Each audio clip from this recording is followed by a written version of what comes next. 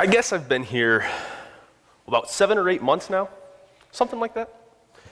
You know, we get lots of money here at Angelou's. You know, sometimes 10, 15,000 a day. And it was listed in some magazine. It was like one of the top 100 steak restaurants in North America. And when you start working the cash register, Angelou goes through this whole thing about how to find counterfeit money. You know, Mr. Angelou says, look for the differences. He says, not similarities. You see, the deal is you compare the bill you're not sure about with the real thing. You hold it up next to another one and you check out the face to see how lifelike it is. You look at the spacing of the serial numbers, the colors along the edges of the bill, everything. Like Mr. Angelou says, you can always tell a counterfeit when you look close enough. Well, yesterday I found my first counterfeit bill. I mean, I've been working the cash register since I started, and you get to know money pretty well. So I'm suspicious of the bill, and it turns out I was right. The picture gave it away. It wasn't quite white.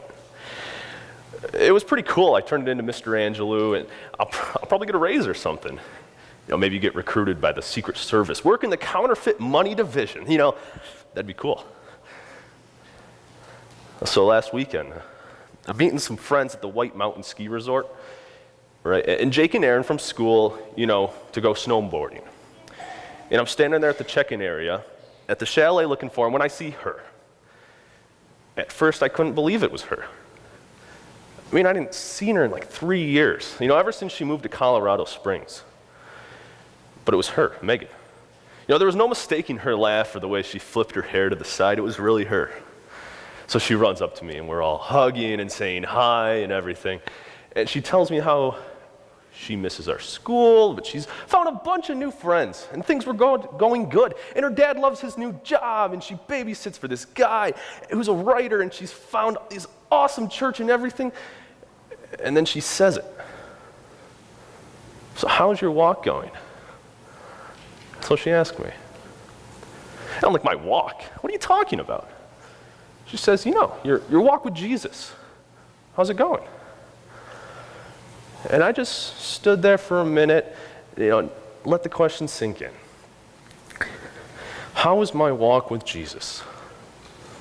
I kind of kicked it around in my head, and I finally said something like, oh, good, you know, just taking it one day at a time.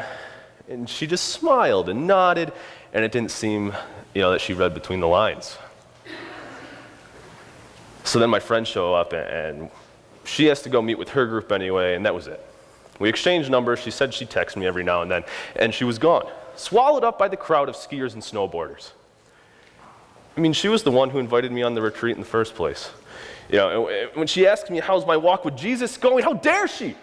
She's been gone for 2 years, and that's how she greets me? You know, that retreat back when I was a sophomore, you know, that's when I made my commitment that I was going to walk my life with Jesus. So I just stood there thinking about how the Brian she knew then and the Brian I am now are totally two different people.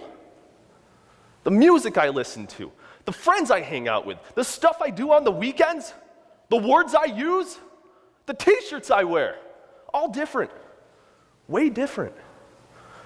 Things changed slowly, you know, not all at once. It was like a series of little choices that all seemed pretty much okay until finally I became embarrassed about the things I used to be proud of and proud of the things I used to be embarrassed of. And I was saying yes to things I'd never say yes to back then. When I was close to Megan. When I was close to Jesus.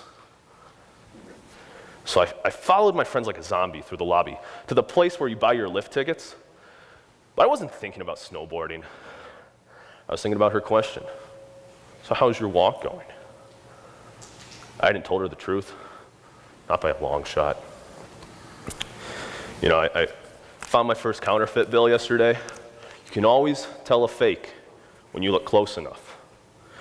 You can always see if it's genuine or not. Yeah, no kidding.